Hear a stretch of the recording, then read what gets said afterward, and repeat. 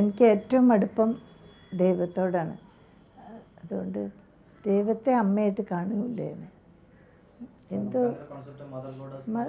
ഇല്ല, എനിക്ക് വാസ്തവത്തിലില്ല. Mother goddess എന്നുണ്ട്. അതിപ്പോൾ എല്ലാവരും പറയും ഭൂമി ദേവി അമ്മയാണ്, പ്രകൃതി അമ്മയാണെന്നൊക്കെ പറയും. പക്ഷെ ഞാൻ അഭിനയിക്കാൻ തയ്യാറല്ല, എനിക്ക് തോന്നാറില്ല. സ്വന്തം അമ്മയുടെ അമ്മ എന്ന് പറഞ്ഞാൽ ശരിക്കും കര കളഞ്ഞ സ്നേഹമായിരിക്കണം തീർച്ചയായിട്ടും. കുട്ടികളോട് കൊലപാതകം ചെയ്ത മകനും മാപ്പ് കൊടുക്കും അമ്മ. അങ്ങനത്തെ ഒരു സ്നേഹം ആണ് പ്രതീക്ഷിക്കുന്നത്, അമ്മയുടെ സ്നേഹം.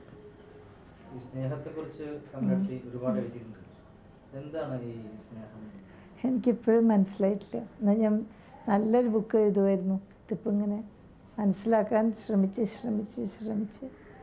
അതിൻ്റെ ഇടയിൽ എനിക്ക് അവനവനെ തന്നെ മനസ്സിലാക്കാൻ കഴിഞ്ഞു. അതിന് സ്നേഹത്തിന് വേണ്ടി പഠിച്ച് ജീവിച്ച് അവനവനെ മാത്രം മനസ്സിലാക്കാൻ സാധിച്ചു. സ്നേഹത്തെക്കുറിച്ച് നേരത്തെ സംസാരിച്ചപ്പോൾ ഒരു സ്നിഗ്ധത എന്ന് പറഞ്ഞു. അതിൽ നമ്മുടെ ഈ സ്വാതന്ത്ര്യത്തിൻ്റെ ഒരു പ്രശ്നം വരുന്നുണ്ട്. ഇല്ല, സ്നേഹിക്കുന്ന ആൾക്ക് വേണ്ടി സ്വാതന്ത്ര്യവും ത്യജിക്കാൻ തയ്യാറാവും, അത് തീർച്ചയാണ്.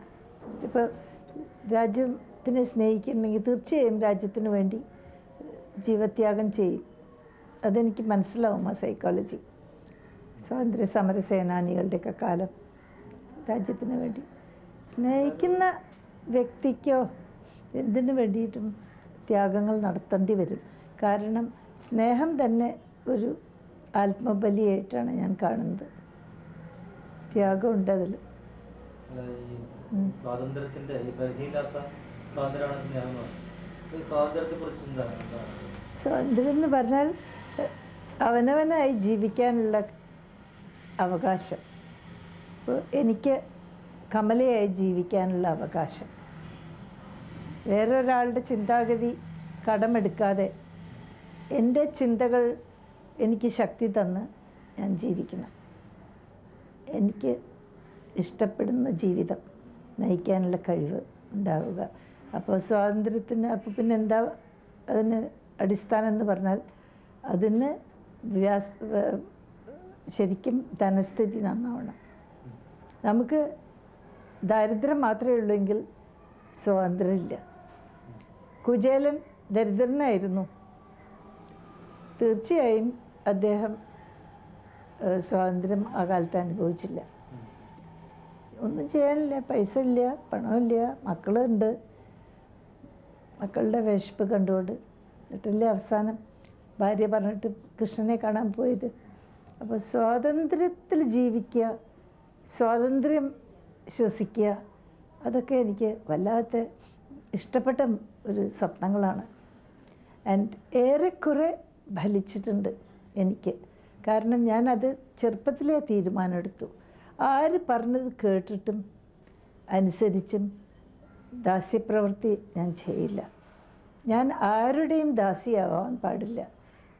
അവസാനം മനസ്സിലാക്കി ദൈവത്തിൻ്റെ ദാസിയാവാം, അല്ലാതെ ഒരാളുടെ ദാസ്യവില ഞാൻ എടുക്കില്ല എന്ന് തീർച്ചയാക്കി. കാരണം ഞാൻ വളർന്നിട്ടുള്ള സെറ്റപ്പിൽ സ്ത്രീകൾ ദാസികളാണ്.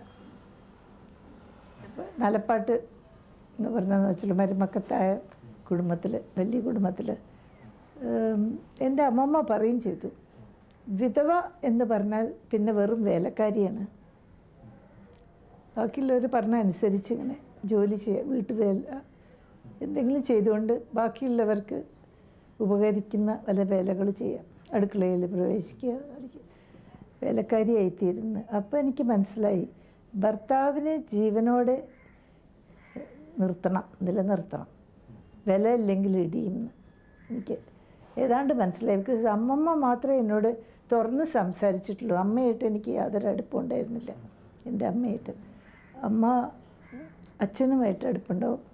ഞങ്ങളൊന്നും അധികം അത്ര ഓർമ്മയില്ല. വല്ല കഥകളും പറഞ്ഞു തന്നിട്ടുണ്ടെങ്കിൽ പുരാണം ഒക്കെ അമ്മമ്മ, അമ്മമ്മയുടെ അമ്മ, അവരൊക്കെയാണ്. അപ്പോൾ ഒന്ന് മനസ്സിലാക്കി പേടിച്ചിങ്ങനെ ജീവിക്കണത്. അപ്പോൾ അവിടെ എല്ലാവരും നാലപ്പാട്ട് ഒരാളേ ഉള്ളൂ ആണായിട്ട്. അമ്മയുടെ അമ്മാവൻ നാലപ്പാട്ട് നാരായണമേനോൻ, അദ്ദേഹമാണ് അവിടുത്തെ രാജാവ്. വാസ്തവമായിട്ട് അദ്ദേഹത്തിന് വേണ്ടി ഭക്ഷണമൊക്കെ പ്രത്യേക ഭക്ഷണമാണ്. അദ്ദേഹത്തിന് കട്ട തൈരുണ്ടാവും, ബാക്കി എല്ലാവർക്കും മോര്. മനസ്സിലായില്ലേ? അദ്ദേഹത്തിന് ഉരുക്കിയ നെയ്യ്, പരിപ്പ്, സദ്യയുടെ വിഭവങ്ങൾ. അദ്ദേഹം ഭക്ഷണപ്രിയനായിരുന്നു. പക്ഷെ അദ്ദേഹം അത് അർഹിക്കുന്ന ആളാണെന്ന് ഞാൻ പറയാം.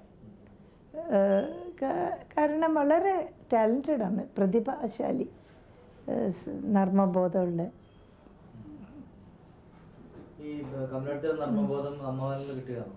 അയ്യോ, എനിക്ക് നർമ്മബോധം എനിക്കറിയില്ല. നർമ്മബോധത്തിൻ്റെ അത്ര തന്നെ ഉയരത്തിൽ നിൽക്കുന്നു എൻ്റെ ദുഃഖബോധം. എന്തൊക്കെ ദുഃഖമുണ്ടെന്ന്. ഒരു മിനിറ്റിൽ കരച്ചിൽ വരും, ഒരു മിനിറ്റ് കൊണ്ട് ചിരിയും വരും. അങ്ങനെ ഒരു വളർച്ച എത്താത്തൊരു മനസ്സായിട്ട് ഇപ്പോഴും ദുഃഖം എല്ലാം തോന്നും. അങ്ങനെ ഒരു ടൈപ്പാണ് ഞാൻ. കരഞ്ഞ കണ്ണുകളാണ് എൻ്റെ, കരഞ്ഞ് കരഞ്ഞ് കരഞ്ഞ് തളർന്ന കണ്ണുകളാണ്. കരുണ ഉണ്ടാവും. എന്താ വെച്ചാൽ എനിക്ക് പാവം തോന്നും. ശരിയാ.